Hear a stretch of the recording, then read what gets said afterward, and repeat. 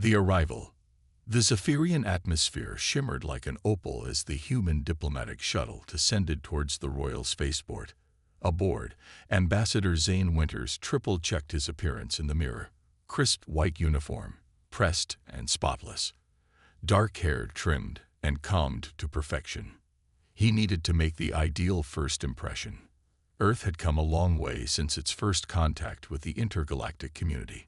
Rapid advancements in science and space travel had raised humanity's status from curious primitives to a respectable mid-tier civilization. But the Zephyrians still viewed humans as beneath them. This mission was a chance to change that. The shuttle set down with a hiss on the crystal landing pad. Zane took a deep breath, then strode down the ramp with all the confidence he could muster. Waiting for him was a Zephyrian delegation headed by 3 strikingly beautiful females, their opalescent skin glittering beneath shapely headcrests. The tallest one, draped in shimmering red regalia, stepped forward. Her obsidian eyes appraised him like he was a mildly interesting insect. The human delegation, I presume. Her musical voice dripped with disdain. I am Empress Phala. These are my sisters, General Xyra and Princess Quill. We will be your chaperones during this visitation. Zane bowed deeply at the waist, Zephyrian style. Ambassador Zane Winters, at your service. It's an honor to be welcomed to your resplendent world. Xyra, standing tall and proud in sleek black armor, snorted derisively. Welcomed. I think that's a rather generous interpretation. Now, sister, chided Quill, her lavender gown dancing with bioluminescence. We mustn't be rude to our guest. But her tone suggested amusement rather than hospitality. Zane maintained a polite smile as he fell into step with the ladies, heading towards a floating transport pad. I'm eager to learn more about your esteemed civilization. Perhaps we could start with... Oh, its walk is so awkward and plodding. Phala interrupted in Zephyrian, either unaware or uncaring that Zane's translation implant allowed him to understand. It's like watching a grockle trying to maneuver on land. Xyra made no effort to hide her laughter. And what are those hideous threads it's wearing? It looks like an androgen mating display. Zane fought to keep the flush from rising to his face. He opened his mouth to politely interject, but Princess Quill beat him to it. Do you think it actually believes this mission will accomplish anything? Poor knave creature. Humanity's technology is so quaint. She tittered behind a delicate hand. Right. Time to nip this in the bud. Zane stopped walking and turned to the princesses, hands clasped behind his back. Your Majesties, I appreciate that humanity's advancements may seem humble compared to your own. But I assure you, what we lack in refinement, we make up for in ingenuity and adaptability. Phala arched a fine brow. Is that so? Because from where I'm standing, you're little more than a curiosity. An primitive species playing diplomat. Zane met her gaze steadily. Respectfully, Your Majesty, sometimes a fresh perspective is exactly what's needed to shake up the status quo. Humanity may surprise you. Ha, barked Xyra, striding ahead of them. I'll believe that when I see it. Come, primate, the High Court awaits. Zane paused before following. He knew winning them over wouldn't be easy, but behind their haughtiness, he sensed something else, a brittleness, a civilization so enamored with its own superiority that it had forgotten how to grow. Well, ready or not, the Zephyrians were about to get a crash course in human determination. As he stepped onto the transport pad, Zane allowed himself a small secret smile. The game was on. The floating platform carried them into a cavernous chamber that pulsed with a soft lavender glow. Hundreds of Zephyrians, their opalescent skin shimmering in every color of the rainbow, hovered on gravity cushions at varying levels around the room. At the very center, on a raised dais, sat the Zephyrian king himself. King Apex was a resplendent figure, his regal headcrest towering nearly 3 feet, adorned with flashing metals and priceless gems. His keen eyes locked onto Zane as the transport pad came to a halt before him. Ah, the Earthling ambassador, Apex purred, resting his fine-boned chin on folded hands. How quaint. Zane swept into a low bow, taking the opportunity to survey the room. The assembled nobles were watching him with expressions ranging from intrigue to outright scorn. Not exactly a warm welcome, but he hadn't expected one. "Your Majesty, I come bearing the sincerest hope for friendship between our peoples, in the spirit of cooperation and mutual advancement." He straightened and met the king's unblinking stare. "Humanity may be young on the galactic stage, but we have much to offer." "Is that so?" King Apex leaned back on his floating throne. "Please, do enlighten us. What marvels does your infantile species bring to the cosmic table?" Zane smiled, unruffled. This was the opening he'd been waiting for. With a tap of his wrist holo, he conjured an array of glowing schematics into the air above them. "What you see here is humanity's latest advancement in nano-cybernetic medical technology, allowing us to repair damage at a cellular level. We've used it to cure cancers, mend spinal injuries, even extend longevity. And this is just one example." Excited murmurs rippled around the chamber as the Zephyrians studied the holograms. Zane saw interest kindling in some eyes, apprehension in others. Good. He had their attention. King Apex made a show of looking unimpressed. "Adequate, I suppose, for such an underdeveloped civilization. But surely you didn't come all this way just to brag, Ambassador. What is it you seek from us?" Zane spread his hands earnestly. "Collaboration, Your Majesty. A chance for our species to learn from each other. Humanity's relentless spirit of innovation combined with Zephyrian wisdom and technology. Imagine the advancements we could make together." Off to the side, Empress Vela scoffed loudly. "You speak of combining our knowledge as if you were our equals. Tell me, human, have you developed faster than light travel yet? Artificial gravity generation?" "Well, no, but neural digital uploading, cold fusion, tachyon communication. Not as such, however." Vela smirked victoriously. "Then what could you possibly offer us that we do not already possess?" Zane took a calming breath. "Perspective, Your Majesty. Sometimes the most confounding problems require a fresh angle of approach. Unconventional thinking. And if humanity can be said to specialize in anything, it's innovating new solutions." Princess Quill peeked at Zane from behind an ornate hand fan, eyes glittering with mirth. "You hear that, sister? The primates presume to teach us new tricks." "Yes, most diverting," drawled General Tyra. "Shall we have them perform for our amusement?" Raucous laughter erupted around the chamber as the Zephyrian nobles took up the mocking. Zane weathered it stoically, spine straight, refusing to be cowed. He'd endured worse in the General Assembly back on Earth. King Apex allowed the laughter to continue for a pointed moment before raising one jeweled hand for silence. The court fell gradually quiet, a few scattered chortles remaining. "You have boldness, Earthling, I will grant you that," the monarch said, steepling his fingers. "But such claims require substantiation. We Zephyrians have long prided ourselves on our discerning standards." At this, Vela and Xaira shared a smugly significant glance. Zane fought the urge to roll his eyes. "Here we go. Therefore," continued the king, "you will be given a chance to prove your species' worth. 3 trials, to be precise, each designed by one of the Triad princesses."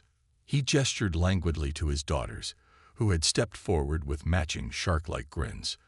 The thrill of unease prickled the back of Zane's neck. "Should you succeed, we will consider this collaboration you propose. But should you fail," King Apex smiled thinly, "let us simply say it would be better for your kind's reputation if you did not." Zane's heart hammered beneath his diplomatic facade. This was what he'd trained for, the chance to prove humanity's mettle on a galactic level.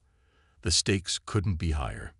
He executed another deep bow, holding it a precise 3 seconds. "I accept your challenge, Your Majesty. Humanity welcomes the opportunity to demonstrate our worth." "Excellent." The king steepled his fingers. Then let the trials begin. As the princesses advanced with gleaming eyes, Zane centered himself with a slow breath. All right then. Time to see what these high and mighty blue bloods were really made of. They'd laughed at him, mocked his people, dismissed his entire species. But by the end of this, Zane vowed, the Zephyrians would see what primitive humans were truly capable of. He just hoped he survived the experience. The Quantum Conundrum. Empress Vela's private laboratory was a cathedral of science, all soaring ceilings and gleaming instruments. Zane found himself dwarfed by towering machines, whose purposes he could only guess at, their surfaces alive with scrolling Zephyrian script. At the center of it all, suspended in a crackling field of purple energy, was an ominously pulsing cube. The quantum computer, Vela informed him, was the crowning jewel of Zephyrian technology. It is the most advanced calculating engine in the known universe, the Empress said, her voice ringing with pride, capable of processing yottabytes of data in a fraction of a nanosecond. Zane let out a low, appreciative whistle. Impressive. I'm guessing you didn't bring me here just to admire it, though. Here is part 2 of the story. Part 2. The Quantum Conundrum. Empress Vela's private laboratory was a cathedral of science, all soaring ceilings and gleaming instruments. Zane found himself dwarfed by towering machines whose purposes he could only guess at, their surfaces alive with scrolling Zephyrian script. At the center of it all, suspended in a crackling field of purple energy, was an ominously pulsing cube. The quantum computer, Vela informed him, was the crowning jewel of Zephyrian technology. It is the most advanced calculating engine in the known universe, the Empress said, her voice ringing with pride, capable of processing yottabytes of data in a fraction of a nanosecond. Zane let out a low, appreciative whistle. Impressive. I'm guessing you didn't bring me here just to admire it, though. Vela's smile was razor-thin. Indeed not, Ambassador. You see, as of late, the quantum core has begun exhibiting minor anomalies, inconsistencies in its output that have thus far eluded my comprehension.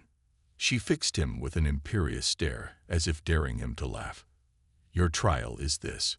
Diagnose and rectify the issue using that vaunted human ingenuity you keep crowing about. You have 1 Zeph span. That's roughly 2 of your Earth hours.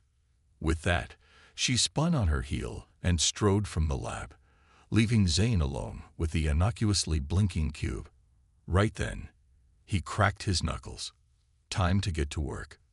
The first step, he reasoned, was to try and isolate the glitch. He called up the computer's diagnostic readouts on a floating holo panel, squinting to parse the dense Zephyrian characters.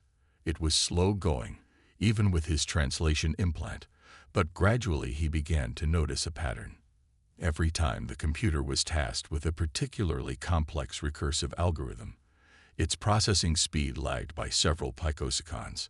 The delay was infinitesimal, but for a machine that operated on quantum timescales, it might as well have been an eternity. Zane chewed his lip thoughtfully.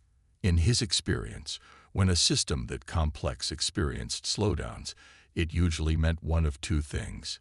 Either the hardware was faulty, or the software had become too bloated and tangled to run efficiently. Given the reverent way Vela spoke about the computer's physical components, Zane was willing to bet the problem lay in its programming. But how to confirm it? An idea sparked in his brain. It was unconventional, maybe even a little reckless, but if his hunch was right, Zane approached the core and laid a palm against its thrumming surface. The containment field tingled against his skin like static electricity. Licking suddenly dry lips, he leaned in close. Hey there, gorgeous, he murmured. I know you haven't been feeling like yourself lately. But don't worry, we'll get you sorted out. You and me, we're going to do great things together. The cube hummed, almost questioningly. Zane grinned. First contact established. Over the next hour, he proceeded to sweet-talk the computer through a series of increasingly complex diagnostic routines, coaxing it to reveal the tangled subroutines and recursive loops bogging down its higher functions. It was delicate work, part engineering and part psychology, But slowly the core began to respond. Vela returned just as Zane was putting the finishing touches on a streamlined chunk of code. He turned to face her, hands spread in presentation. "Your Majesty, I believe I've found the problem." The quantum core's predictive algorithms had become so dense and interwoven that they were beginning to choke on their own complexity. It was trapped in a self-referential loop, trying to model its own behavior. The Empress frowned at the flickering holoscreens. "Impossible. The core's programming is perfect, elegant in its efficiency. It can't just tangle itself up in knots like that." Zane shrugged. "In my experience, any system that operates long enough starts to accumulate a little cruft. A few bits of stray code here, an unresolved variable there. It adds up. The trick is to prune it back before it gets out of hand." He tapped a button, and his streamlined code unfurled in glowing lines.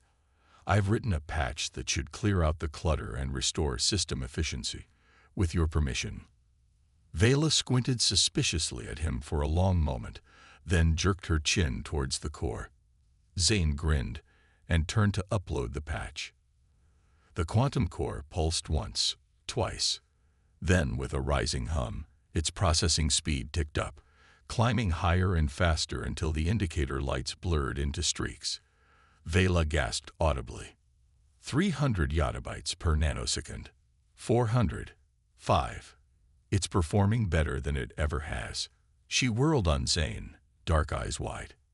"How did you do that?" "I listened to it," Zane said simply. "Instead of trying to bludgeon the problem with brute computational force, I approached it collaboratively.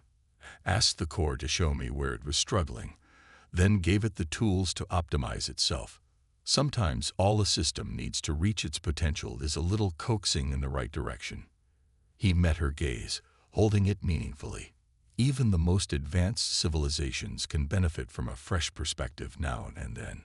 Wouldn't you agree, Your Majesty?" For an instant, something like grudging respect flickered in Vela's eyes. Then it was gone, shuttered behind regal indifference. "Adequate," she sniffed, turning away. "You have demonstrated a rudimentary grasp of Zephyrian tech for a primitive, but do not grow too confident. My sister's challenges will not be so easily conquered with empty flattery and brute guesswork." With that, she swept out of the lab, leaving Zane alone with his thoughts. He looked to the steadily thrumming quantum core and smiled. One trial down, 2 to go. The game was far from over. But round 1 went decidedly to humanity.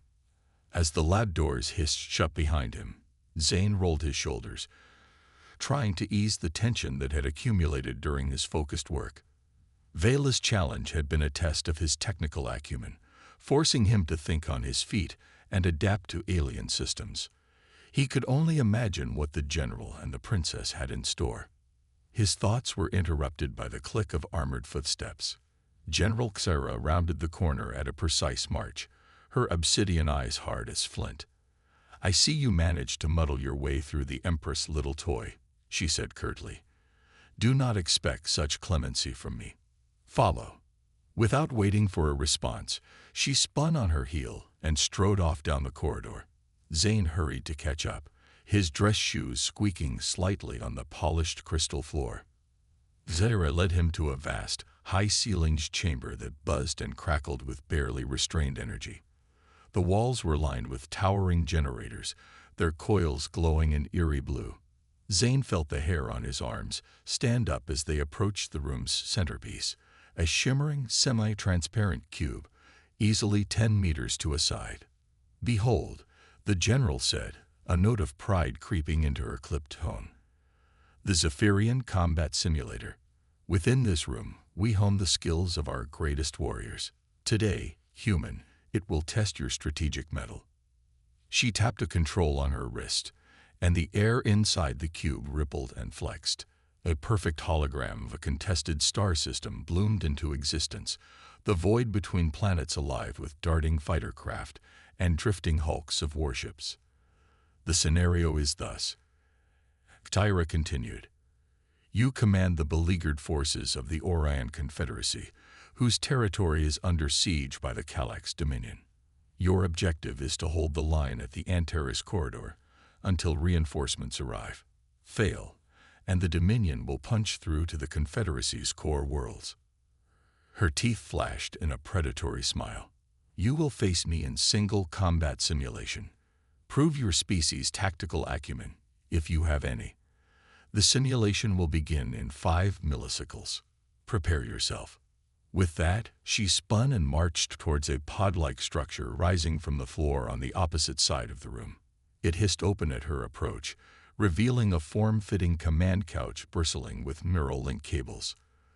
Zane glanced around and spotted an identical pod adjacent to his current position. Right, so it was like that old Earth game. Ender's Training, or something. He cracked his knuckles and stepped towards it. As the pod's hatch dilated open, he caught a glimpse of his reflection in its polished surface.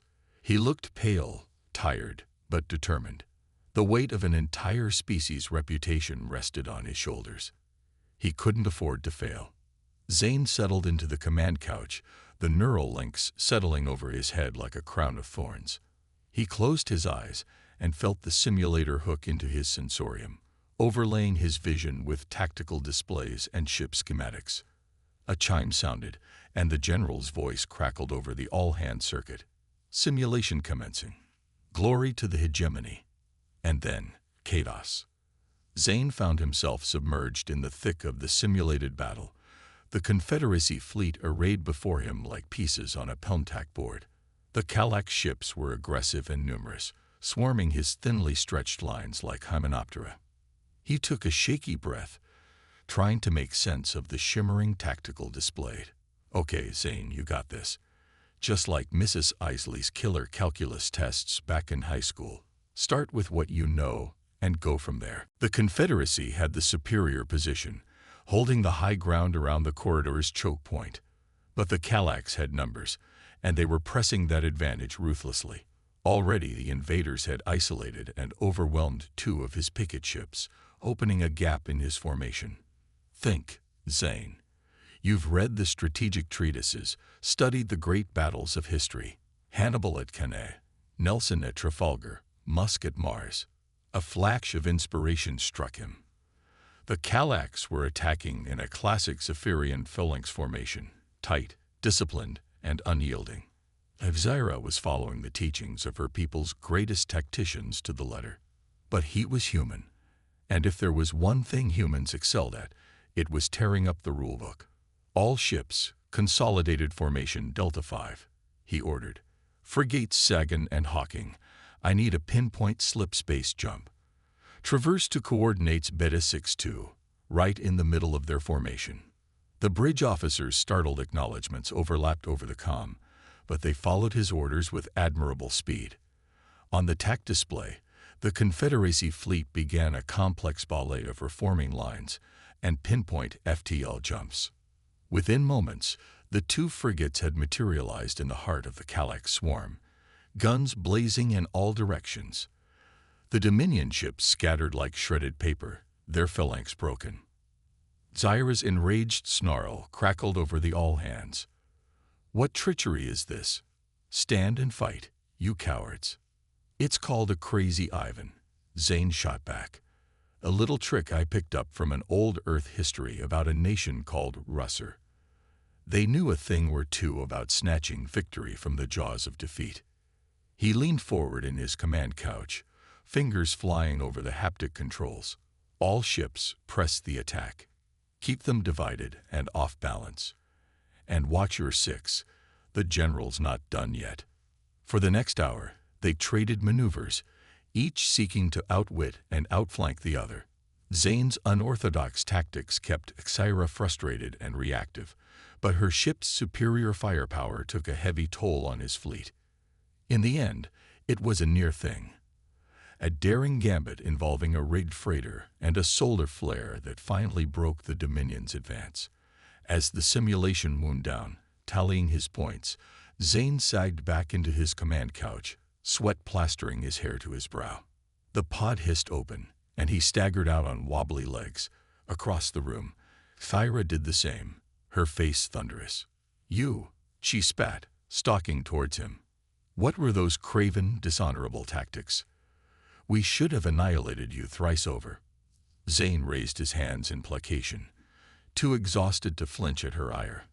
I did what I had to win, General. Humanity doesn't always fight fair, but we fight smart. We use our enemies' expectations against them. It's how we've survived this far.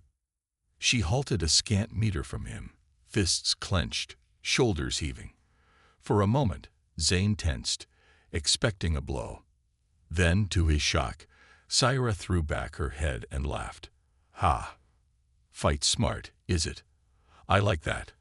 I'll have to remember it. She sobered, eyes boring into his. I still think your species has all the tactical subtlety of a concussed grognard, but perhaps there is a savage cunning to this crazy Ivan of yours. I look forward to seeing what other tricks you monkeys have stuffed in your sleeves. With that, she spun on her heel and strode from the simulator chamber, leaving Zane to sag against the bulkhead, equal parts relieved and apprehensive. 2 trials down, but the hardest was yet to come. The princess awaited. A princess perspective. Princess Quill's challenge, as it turned out, was no challenge at all. At least, not in the conventional sense. Come along, Ambassador, she said breezily, leading him not to some high-tech testing chamber, but out of the palace entirely. We're going on a little field trip. Zane followed, puzzled but intrigued.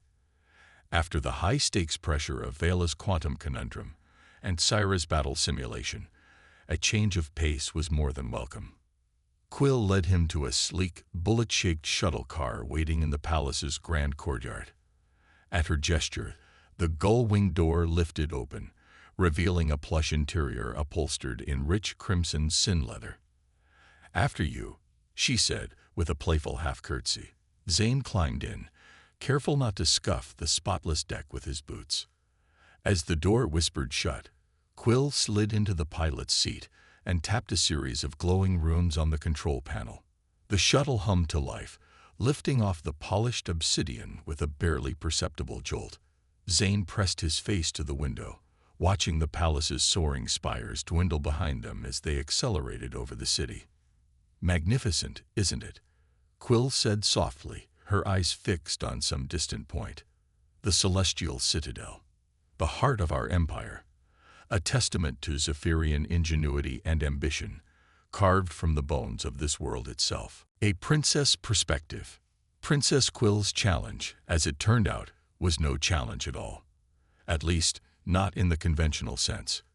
Come along, Ambassador, she said breezily, leading him not to some high-tech testing chamber, but out of the palace entirely.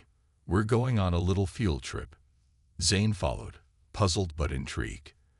After the high-stakes pressure of Vela's quantum conundrum and Syra's battle simulation, a change of pace was more than welcome. Quill led him to a sleek, bullet-shaped shuttle car waiting in the palace's grand courtyard.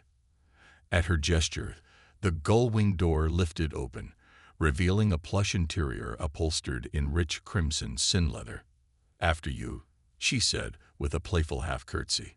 Zane climbed in, careful not to scuff the spotless deck with his boots.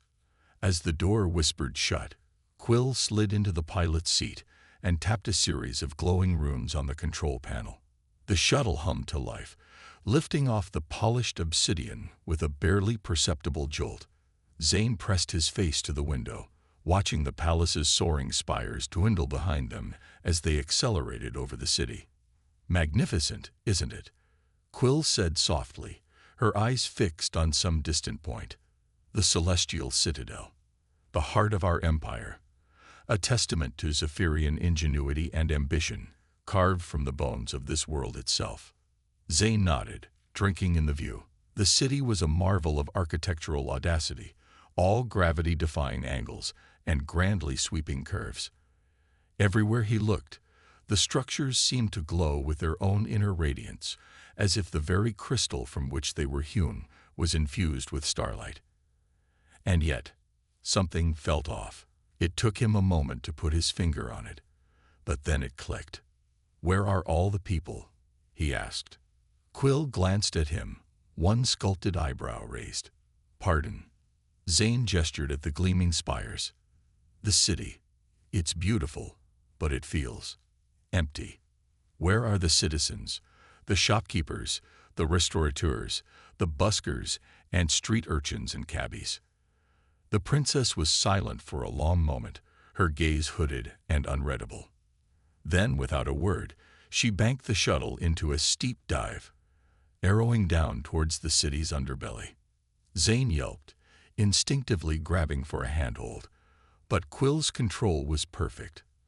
At the last possible second, she leveled out, sending the craft skating near meters above a looming tangle of pipes and conduits. "You wish to see my people, Ambassador?" she asked, her voice barely audible over the shuttle's straining engines. "The real beating heart of the Zephyrian Empire.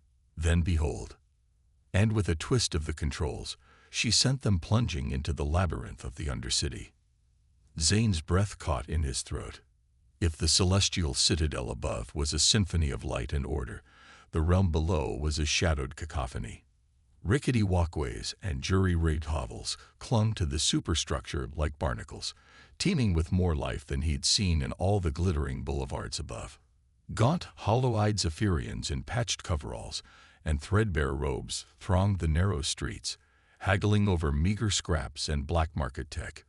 Urchins darted between the adults' legs, their quick little hands dipping into pockets and under cloaks. The air was thick with the stink of unwashed bodies and industrial effluent. "This is the reality of our glorious empire," Quill said, her tone thick with bitterness. "The forgotten, the discarded, the ones who slipped through the cracks of our perfect society. The price of our splendor." Zane swallowed hard, fighting down a surge of nausea. He'd seen poverty before, on 100 different worlds, but never on this scale. Never so starkly juxtaposed with the opulence above. "I don't understand," he managed at last. "How can your people live like this, with so much wealth just out of reach? Don't they resent it?" Quill's laugh was brittle as spun glass.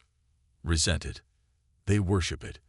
The dream of ascending to the heavens, of clawing their way into the ranks of the elite, is the only thing that keeps them going. They toil and suffer in the hopes that one day their children's children might know a fraction of the luxury we take for granted." She brought the shuttle in for a feather-light landing on a crumbling plascrete dock.